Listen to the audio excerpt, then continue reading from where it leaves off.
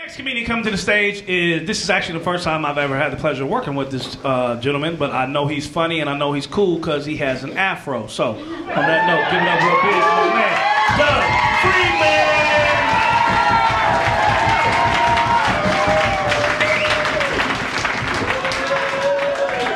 Thanks. How's it going? Great, great. Not about you guys, though. I'm just kidding. So I heard a story on the news the other day about a married couple that met on the Golden Gate Bridge. And they weren't tourists. They'd both gone there to kill themselves. And it's a true story, but the news spun it as kind of a heartwarming human interest tale. And I thought about it, and I realized that that guy didn't go there to jump. He went there to meet chicks. Like really desperate chicks. And he totally bagged one. Which is why Saturday night I like to get all dressed up. I head out to the bridge. And I just post up looking sad as shit. And when I see a fly little honey about to jump, I'll saunter on up.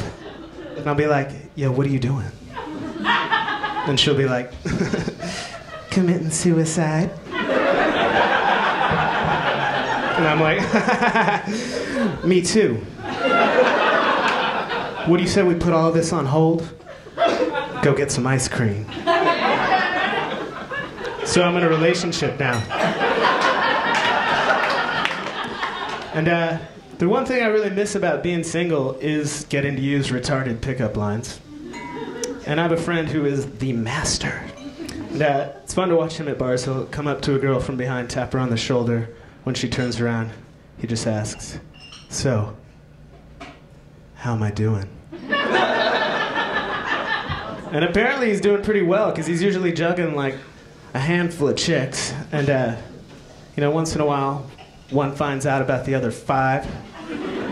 And feelings get hurt, and he starts feeling guilty, and he calls me up, and he's like, yo, Doug, sometimes my dick gets me in trouble.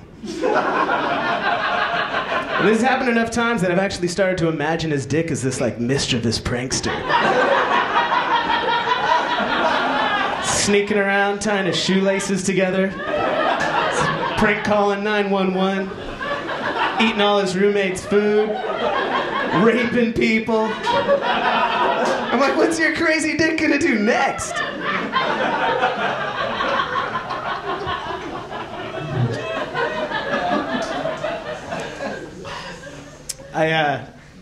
I'm a few years younger than my girlfriend.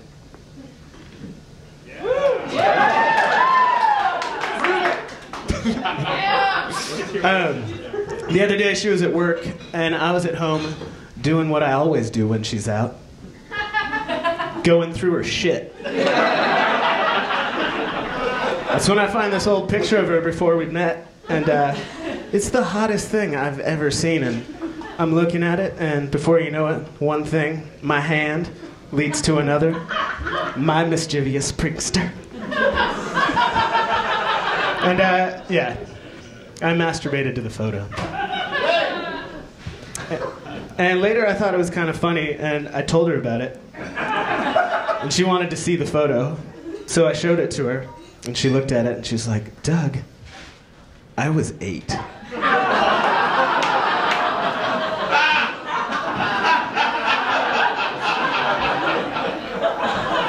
I know. You look great.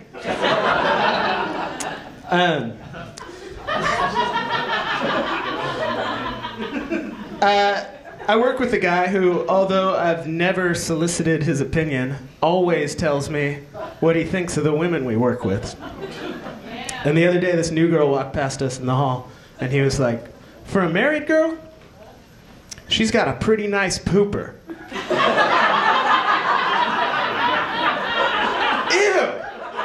Why can't she say something normal? Like, for a married girl, she's got one lean, mean farting machine. Look at the contours of that turd oven. I would really like to get to know that diarrhea fountain.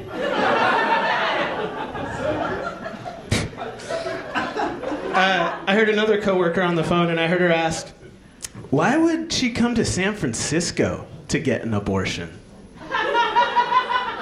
I tried to come up with a plausible answer for that, and here's what I came up with.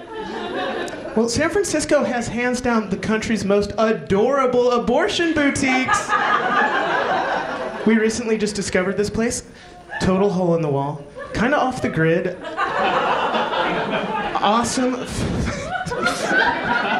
Awesome atmosphere. The price, it's not cheap, but the service is phenomenal. And get this, the name's so cute. Simply just, whoops.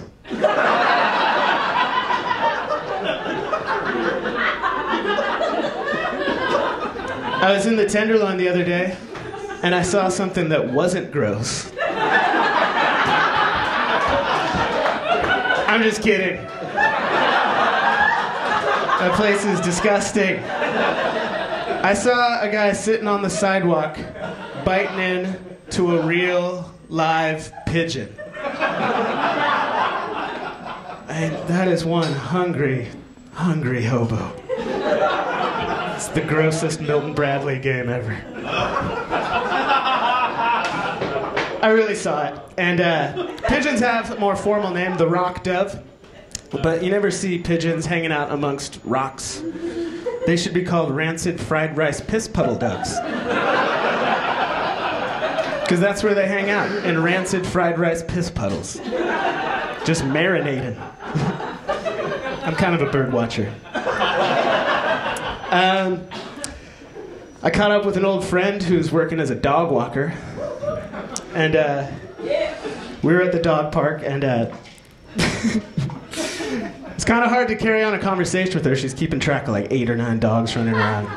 And she was like, yeah, you know, it's a good gig for the time being. It's totally temporary. You know, I get to be outside. I love the dogs. And I don't have to deal with like people or any of their bullshit. Biscuit! Biscuit, put that down! And it's totally freed up my evenings. Like I can go outside again and have some semblance of a social life. And Mr. Wiggles! Leave Sade alone! But it's great to see you. Like, what have you been up to?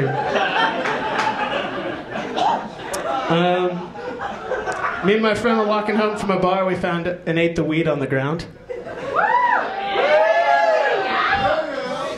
It's cool. We walked a little further and found another one, and I was like, whoa, somebody's leaking weed. We walked a little further and we find a third one, and I put my foot down. I'm like, hold up, man. We should leave this for the next guy. And my friend's like, are you kidding me, man? The cosmos is trying to tell us something. I'm like, really? You think the cosmos is like exactly like Chris Tucker and Friday? Like, you ain't got no job? You ain't got nothing to do? I'm gonna get you high today. I'm really good at celebrity impressions, so I'm gonna do one more. Has anybody ever seen the 1995 Whoopi Goldberg vehicle Theodore Rex? Yeah. Whoopi stars as a super cop in an alternate future. It gets paired up with a new partner that she doesn't want at all. That just happens to be a talking Tyrannosaurus Rex.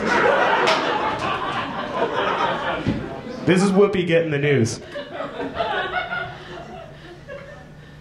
But he's a dinosaur!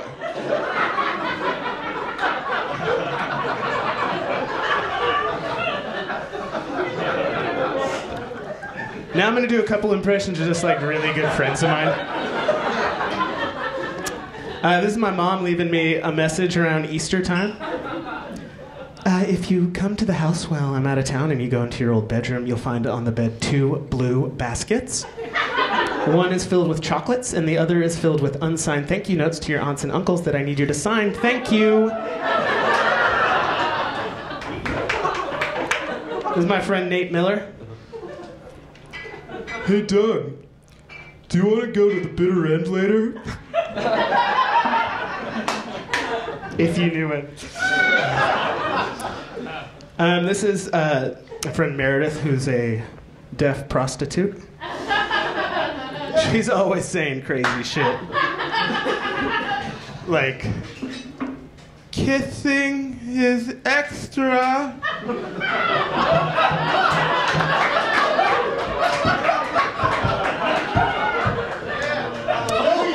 This is my grandma Helen.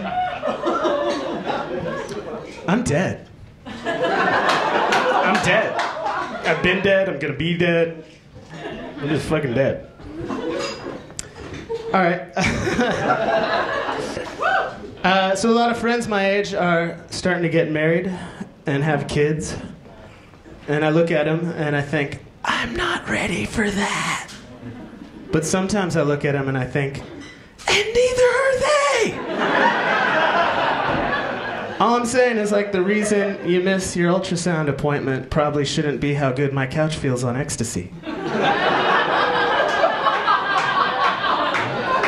We all know some young dad who's still a little too into partying.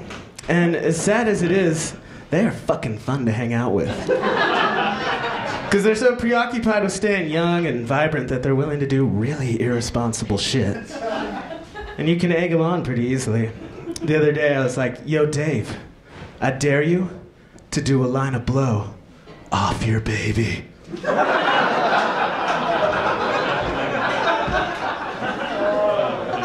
Dave's like, do you know who you're fucking dealing with? I'm gonna do it off his soft spot.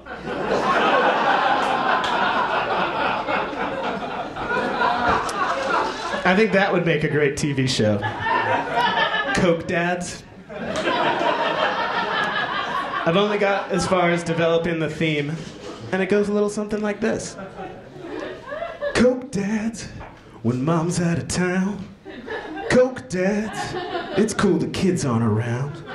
But when they get home, I'll tell them bedtime stories till the break of dawn! Coke dads. Thanks, you guys have been fantastic.